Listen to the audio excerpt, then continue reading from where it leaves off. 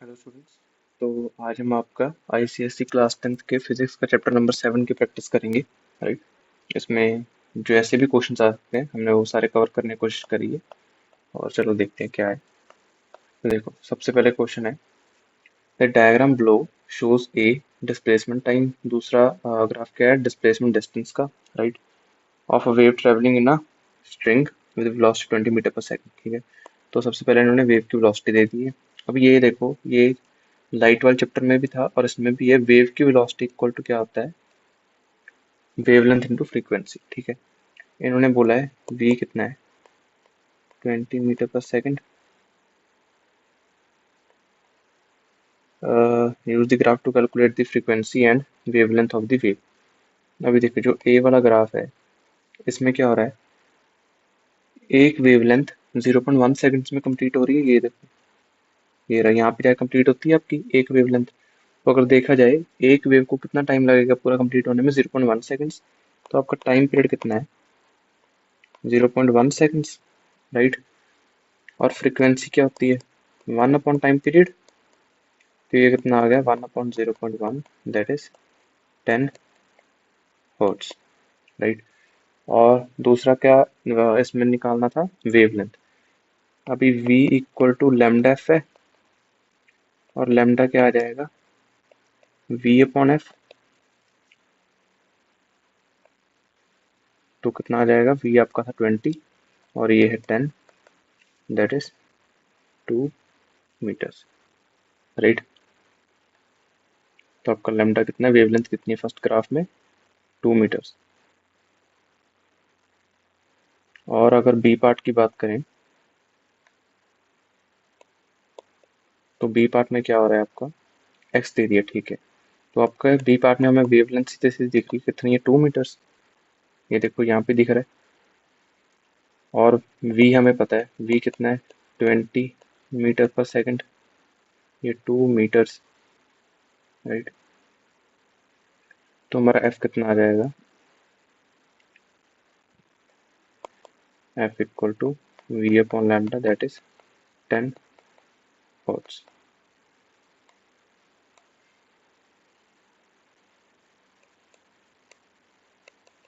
2 minute भाई वहाँ पे 2 के ऊपर थोड़ा सा लग गया इसलिए उसको वापस करते हैं। हाँ। और आपका v कितना था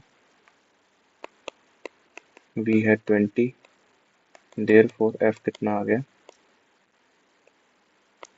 20/2 इक्वल टू 10 हर्ट्ज। राइट। अभी अगला क्वेश्चन देखते हैं What should be the minimum distance between the source and the reflector in water so that the echo is heard distinctly? तो मैंने ये आपको क्लास में बताया था थ्योरी वाली क्लास में भी इको के ऊपर काफी ज्यादा क्वेश्चंस आते हैं। राइट। इसमें से साउंड वाले में से तो इको का कंडीशन क्या था। एक कंडीशन ऐसा था भी एक वेव जो हमें सुनी है और जो अगली वेव सुनेगी दोनों में मिनिमम डिस्टेंस मिनिमम टाइम कितना होना चाहिए 0.1 सेकंड्स का इंटरवल होना चाहिए। राइट। तभी हमें इको सुनेगी। ये मिनिमम है इससे ज्यादा होगा तब भी सुनेगी लेकिन मिनिमम 0.1 होना चाहिए सेकंड्स। राइट। तो इन्होंने क्या पूछा है मिनिमम डिस्टेंस निकालना है तो मिनिमम टाइम इतना है। राइट। और स्पीड इन्होंने दे दी है 14 मीटर पर second. What should be minimum distance between the source and the reflector. अभी देखो यहाँ पे आपका सोर्स है मान लो यहाँ पे आपका रिफ्लेक्टर इसके बीच की डिस्टेंस है d। अभी आपकी वेव यहाँ जाएगी उसके बाद यहाँ से वापस आएगी तभी तो आपको सुनेगा। ये पूरा जो टाइम लगा वेव को यहाँ से यहाँ और यहाँ से वहां वापस आने के लिए ये कितना है 0.1 सेकंड्स का। राइट। तो वो आपका velocity equal to distance upon time होता है। डिस्टेंस कितना होगा वेव को 2d/t। 2d कैसे वहां तक गई और वापस आई। तो आपका d कितना हो जाएगा v/t/2। राइट। तो d इक्वल टू 1400 मीटर पर सेकंड था और t है आपका 0.1। 0.1/2 दिस इज 700। कितना आ गया आपका 70 मीटर्स। राइट।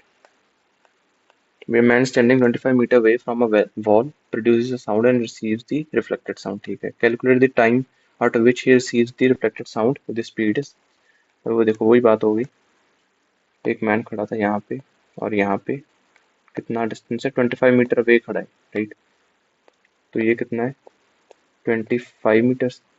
अभी साउंड उसको रिफ्लेक्ट होकर वापस सुनी है, तो यहाँ से साउंड पहले यहाँ तक गई और फिर वहां से वापस आई, राइट। ये इसको सुनी है रिफ्लेक्ट होके, तो डिस्टेंस कितना होगा, तो v इक्वल टू 2t/t हो गया। समझ रहे हो ना कैसे, velocity equal to distance upon time. Distance पूरा ये ट्रेवल करना पड़ा है और हमने वो टाइम ही निकालना है भी, वहां तक पहुंच के जब वापस आई है रिफ्लेक्टेड साउंड तो इसमें कितना टाइम लगा है। तो आपका टी कितना आ गया, 2d/v, 2 × 25 अपॉन वेलोसिटी कितना बोला इन्होंने, 350, राइट। तो आपका टी कितना आ जाएगा, 0.143 सेकेंड। अब इन्होंने बोला है will the man be able to hear a distinct echo. तो बोलो अगर टाइम देखो, टाइम इंटरवल रिफ्लेक्टेड साउंड, पहले वाले साउंड रिफ्लेक्ट होके जो साउंड आई है तो उसने पहले बोला, वो तो उसको साथ के साथ सुन गया, कोई यहाँ पे तो बोल रहा है और यहाँ पे उसकी ईयर्स है, राइट। और दूसरा उसको रिफ्लेक्ट होके वापस आई है। इन दोनों में जो टाइम इंटरवल था ये कितना आया, 0.143 सेकेंड्स, क्योंकि हम मान रहे हैं कि जब भी वो बोल रहा है उसको साथ के साथ ही सुन रहा है, टी इक्वल टू 0 सेकेंड्स पे सुन रही है। समझ रहे हो ना मैं क्या बोलना चाह रहा हूँ। और रिफ्लेक्टेड साउंड उसको 0.143 सेकेंड्स के बाद सुन रही है, तो दोनों को जो इंटरवल हो गया वो कितना हो गया, 0.143 सेकेंड्स। और इको के लिए क्या होता था, 0.1 सेकेंड्स का इंटरवल मिनिमम। मिनिमम मैंने पहले ही बोला था, मिनिमम 0.1 सेकेंड्स, तो 0.1 से तो ज्यादा ही है, तो देयरफॉर उसको अभी इको सुनेगी। Yes, cause 0.143 is greater than 0.1। समझ गए ना। अभी अगला क्या है, radar sends a signal to an aeroplane at a distance 45 kilometer away with a speed this, after how much time is the signal received back after reflecting from the aeroplane। वही बात है, यहाँ पे वॉल नहीं है बस, तो यहाँ से रडार ने भेजा, यहाँ पे था आपका एरोप्लेन, इसके बीच में डिस्टेंस था 45 मीटर्स का, वहां तक गया सिग्नल, फिर वापस आया, इन्होंने बोला रिफ्लेक्ट होके वापस आने में कितना टाइम लगा। तो टोटल डिस्टेंस वेव को कितना ट्रेवल करना पड़ा, 2d, है ना। टोटल डिस्टेंस ट्रेवल्ड 2d है, तो v कितना है, 2d/t, वेलोसिटी को डिस्टेंस अपॉन टाइम।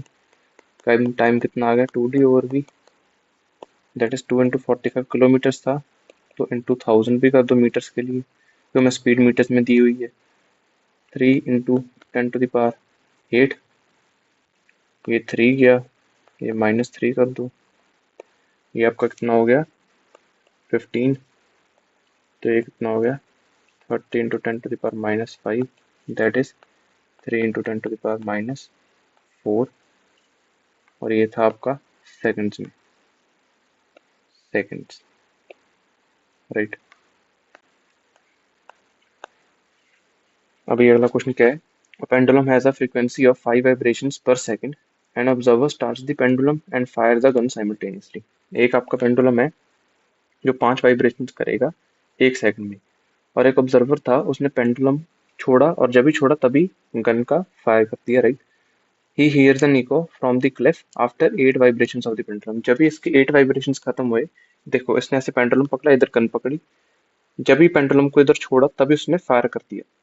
जब भी इसके 8 वाइब्रेशंस कंप्लीट हुए तभी उसको साउंड सुनाई दी, अ, जो जिसने ऑब्जर्वर था, जिसने गन फायर करा था, राइट।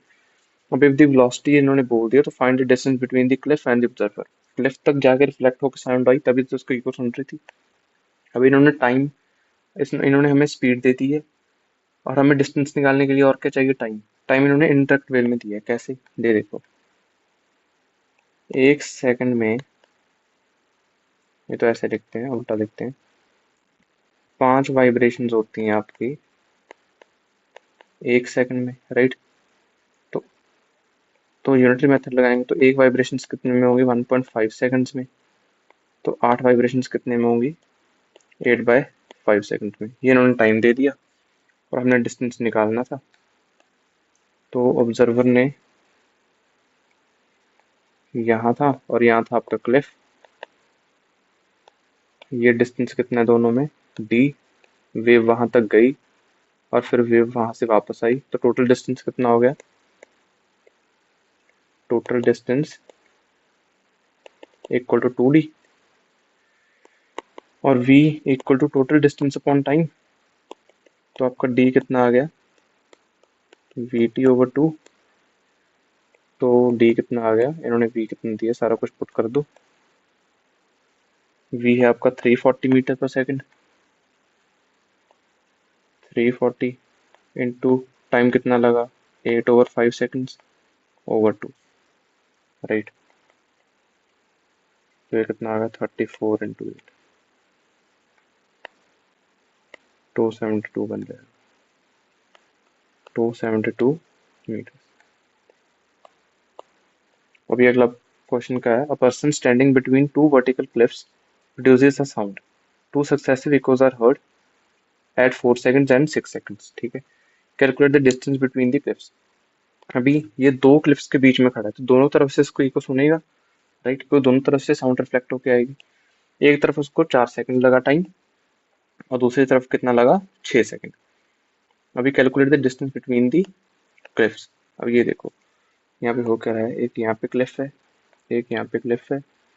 ऑब्जर्वर आपका यहाँ कहीं पे खड़ा है, इधर डिस्टेंस कम है इसलिए इसको 4 सेकंड लगा, राइट। ये जाग के रिफ्लेक्ट होके वापस आने में कितना लगा, 4 सेकंड्स। और इधर जाग के वापस आने में कितना लगा, 6 सेकंड्स। उन्होंने बोला calculate distance between the cliffs, speed दे दी है। टोटल डिस्टेंस कितना था, 2d, v equal to 2d upon t। और यहाँ पे आपका डिस्टेंस कितना आ जाएगा, distance equal to vt/2।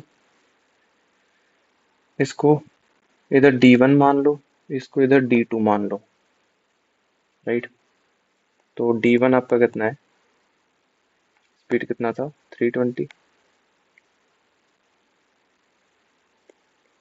320 into 4/2,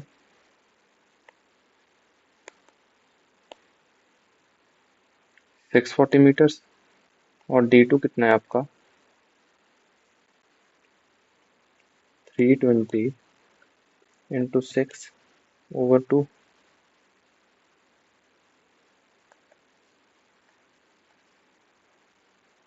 960 metres. Total कितना हो गया, 960 मीटर्स। तो डिस्टेंस बिटवीन क्लिफ्स कितना हो गया, d1 plus d2, that is 960 plus 640, that is 1700 meters, right. अब ये देखो ये ना थोड़ा सा हमारा गलत हो गया, तो उसमें मतलब गलत नहीं हुआ था बेसिकली। जो हमने थियरी वाली क्लास लगाई थी ना उसमें ये वाला कंसेप्ट हम बताना भूल गए थे आपको, राइट। एडिशनल नोट्स है ये, इसलिए मैंने अभी इस पीडीएफ में भी डाल दिया है। और जो हमने वहाँ पे अपलोड करेंगे, जो आपको साथ के साथ मिलती होती है ना, भी जब भी आपका थ्योरी क्लास खत्म होगा तो आपको लिंक मिलेगा ना जहाँ से आप डाउनलोड कर सकते हो। तो वो पीडीएफ में भी ये करेक्शन कर लिया हमने, तो आपको वो करेक्टेड वर्जन ही मिलेगा, राइट। तो ये वाले नोट्स लेकिन वो वीडियो में नहीं होंगे, ऑलराइट। तो ये देखो ये क्या है, जो हमने नेचुरल वाइब्रेशंस पढ़ा था उसमें क्या था, frequency of oscillation of a pendulum. ये नेचुरल वाइब्रेशंस के केसेस हैं, ठीक है। ये आपको थोड़ा सा रटना ही पड़ेगा और इसमें कुछ नहीं है। तो अगर जो ऑसिलेट होता है पेंडुलम उसकी फ्रीक्वेंसी कैसे होती है mathematically, 1/2 pi under root g/L।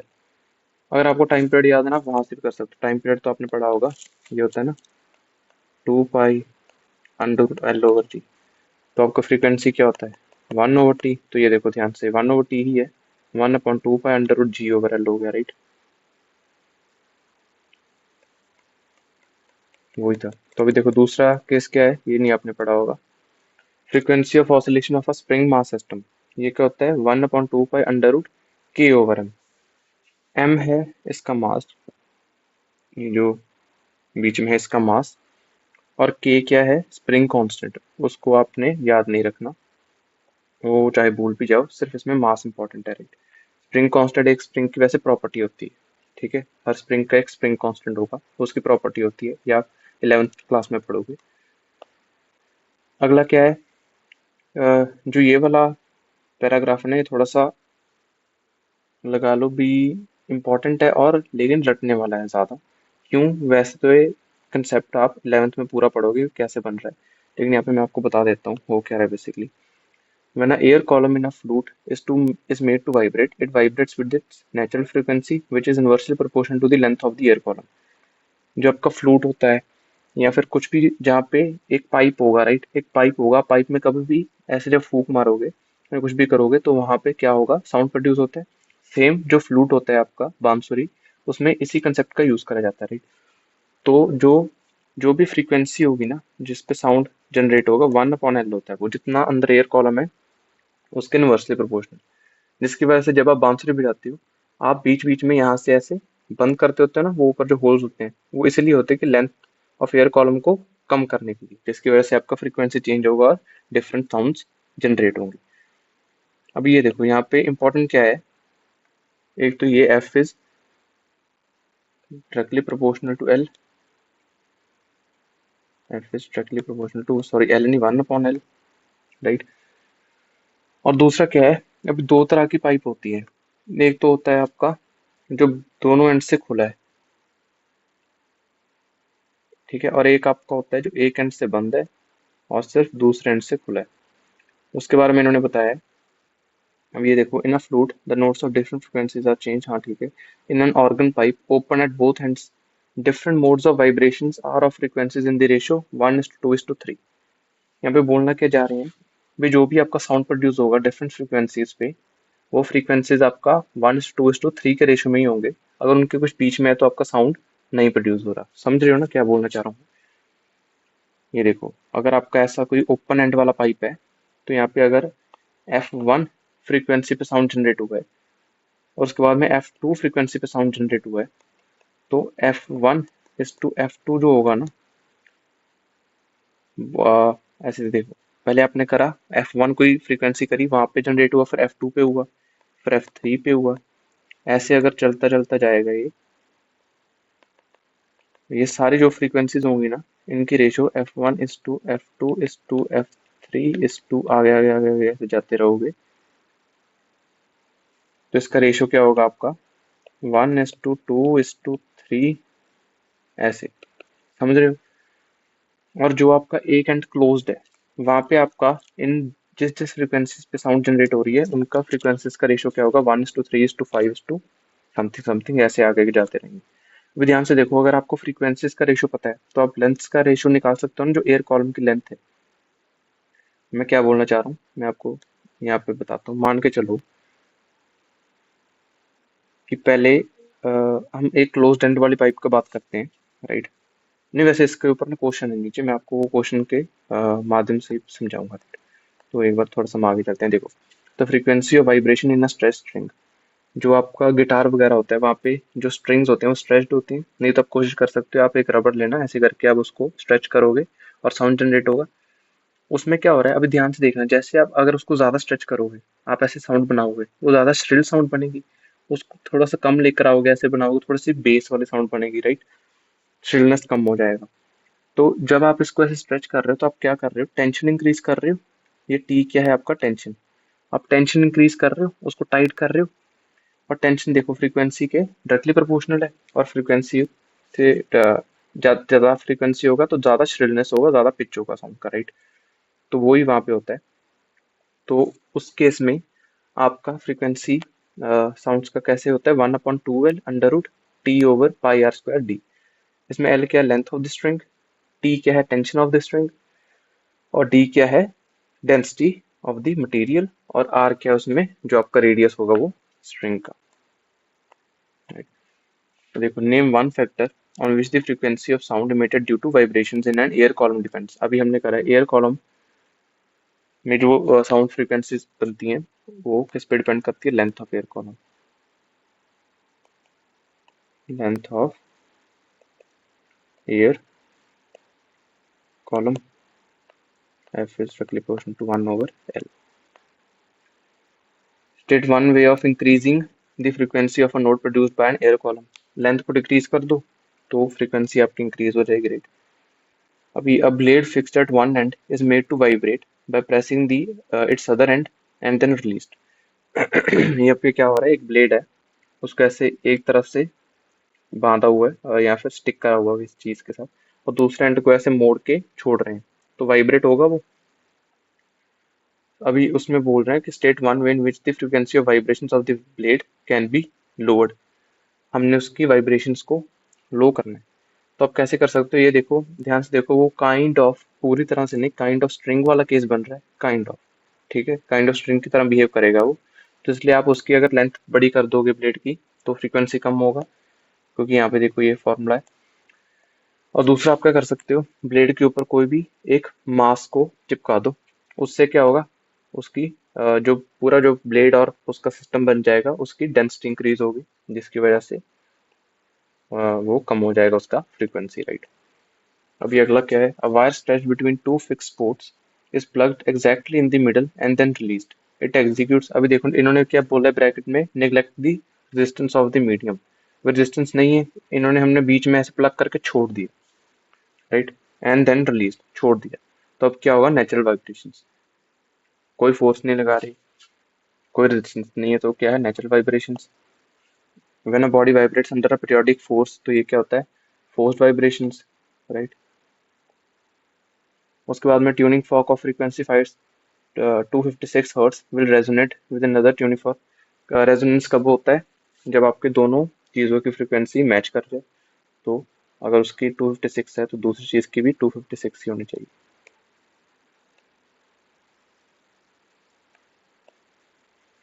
ये है वो वाला एग्जांपल जो मैं आपको बोल रहा था ना, हम आगे वो एयर कॉलम वाला समझेंगे। अब ये देखो, ABCD टेस्ट ट्यूब्स हैं जिनमें पानी भरा हुआ है। तो ऊपर वाली जो ये वाली जगह है, ये आपका एयर कॉलम्स है, राइट, नीचे तो पानी है।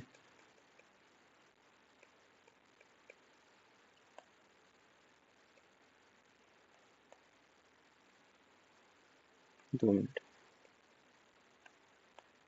ओ यार, हाँ। अभी तीनों टेस्ट ट्यूब्स की हाइट कितनी है, 20 सेंटीमीटर, और वो फिल्ड है फर्स्ट वाली कितना, 12 सेंटीमीटर से। तो फर्स्ट का एयर कॉलम कितना है,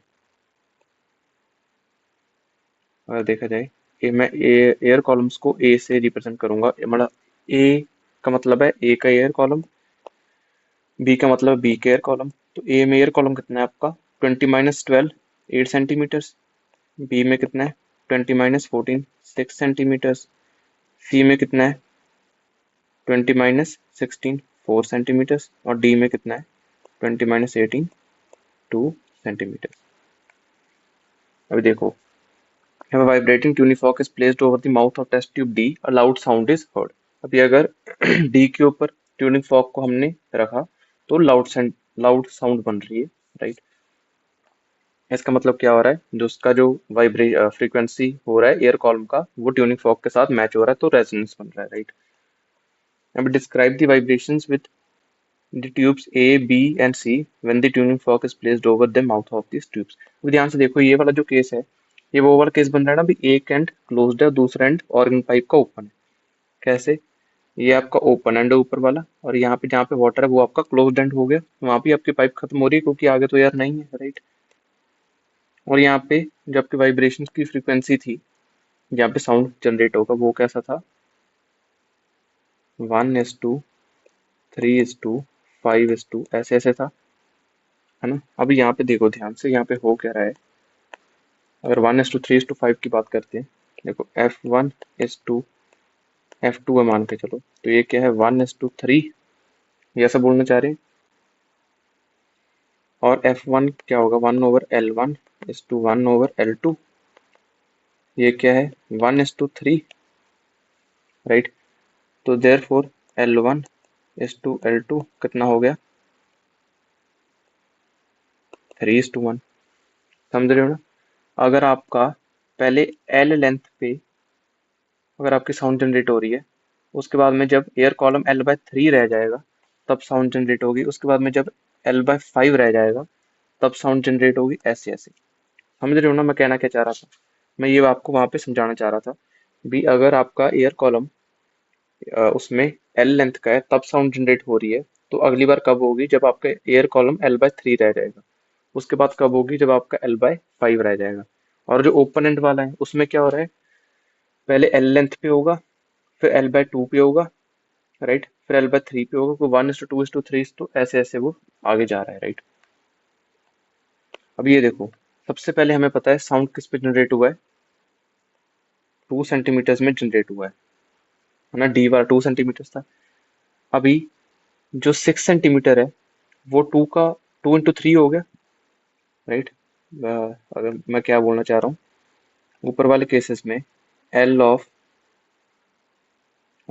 B is to L of D कितना है, 3:1 है, क्योंकि आपका डी का कितना है 2 सेंटीमीटर और बी का कितना है 6 सेंटीमीटर। और A L of A is to L of D कितना हो जाएगा, 4:1, तो कुछ नहीं होगा। L of C is to L of D कितना हो जाएगा, 2:1, तो कुछ नहीं होगा। 3:1 पे ही होगा, मतलब साउंड जनरेट होगा। समझ रहे हो ना? तो यहाँ पे क्या होगा, describe the observation. A C no sound, क्योंकि वो 3:1 नहीं हो रहा, नो साउंड। और B loud sound as L B is to L D 3:1 है। अभी गिव द रीजन, मैंने ये पूरा रीजन ही समझाया आपको। State the principle, resonance, right, resonance हो रहा है यहाँ पे और कुछ नहीं। अभी अगला क्वेश्चन क्या है, A and B represent the displacement distance graphs for two sound waves when they pass through air। ठीक है, तो what is the relation between their velocities। अभी देखो दोनों साउंड वेव्स हैं और दोनों ही एयर से पास कर रही हैं, therefore जो वेलोसिटी होगी v1 will be equal to v2। क्यों? क्योंकि दोनों ही साउंड वेव्स और दोनों एयर में पास कर रही हैं, क्योंकि वेलोसिटी आपकी डिपेंड करती है, डिपेंड्स ऑन मीडियम, और दोनों में मीडियम सेम है, देयरफॉर वो दोनों इक्वल हो जाएगा।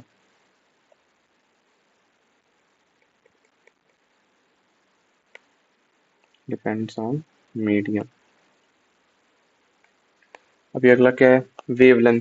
अभी वो देखो ध्यान से, आपका अगर हम ये वाला एक्स वाला पॉइंट लें, ये और यहाँ पे ये, तो इसमें कितना बन रहा है, एक्स तक आपका 1 लैम्डा बन रहा है, और यहाँ पे आपका कितना है, एक्स तक कितना बन रहा है, 1.5 लैम्डा, है ना। यहाँ पे एक वेवलेंथ होगा और यहाँ पे आधा और वेवलेंथ होगा, तो 1.5 लैम्डा। तो सेम डिस्टेंस पे, तो अगर देखा जाए तो क्या हो रहा है, ये दोनों यहाँ तक डिस्टेंस सेम है, तो 1 lambda B is equal to 1.5 lambda a, therefore uh, lambda b over lambda a is equal to 1.5। समझ गए ना? ऊपर भी मैं a बना देता हूँ और इधर b। ठीक है, उसके बाद में पिच। पिच का मतलब क्या है यहाँ पे हमारा, उससे देखें हम फ्रीक्वेंसी से। अभी देखो v equal to lambda F होता है, तो f कितना होगा, v over lambda, therefore F B over F A कितना हो जाएगा, दोनों v और v भी तो सेम है, तो v ओवर लैम्डा बी, और इधर क्या हो जाएगा, v लैम्डा ए, ये गया, तो ये कितना आ गया, ये क्या था हमारा 3/2, तो ये कितना आ गया 2/3, है ना। F B over F A 2/3 है, और F A over F B 3/2 हो जाएगा अगर हम उल्टा करेंगे तो। और उसके बाद में क्या था, क्वालिटी। वो देखो क्वालिटी तो दोनों की सेम है, क्वालिटी का क्या मतलब है, वेव फॉर्म कैसा है। तो ये भी ऐसे साइनसोइडल वेव है, इसको साइन वेव बोलते हैं, साइनोसॉइडल वेव बोल देते हैं, लेकिन उसको चलो छोड़ो। अब इसकी वेव फॉर्म देखो, वेव की शेप कैसी है, ऐसी है, और नीचे वाले की वेव की शेप कैसी है, ऐसी है। दोनों की क्वालिटी सेम है, quality is same as wave form are same. हाँ, दोनों के wave forms almost almost identical है।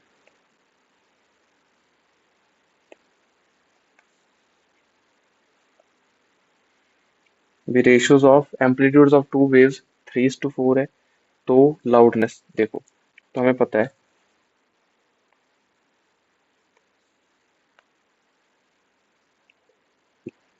लाउडनेस जो होता है वो डायरेक्टली प्रोपोर्शनल टू एम्पलीट्यूड का स्क्वायर होता है, राइट, ये हमने पढ़ा हुआ है। Loudness is directly proportional to amplitude का स्क्वायर। देयरफॉर L1/L2 कितना हो जाएगा, A1/A2 का whole square, A1 square upon A2 का स्क्वायर, और A1/A2 कितना है, 3/4, तो 3/4 का होल स्क्वायर, दैट इज 9/16। और दूसरा क्या है, पिच।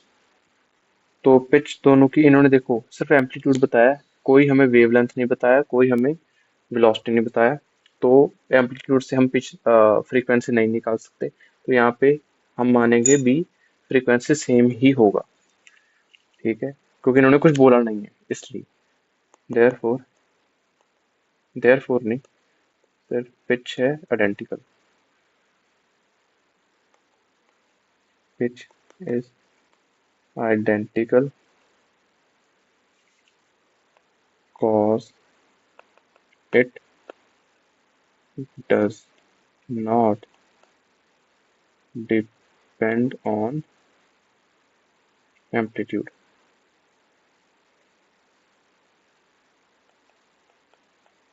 राइट।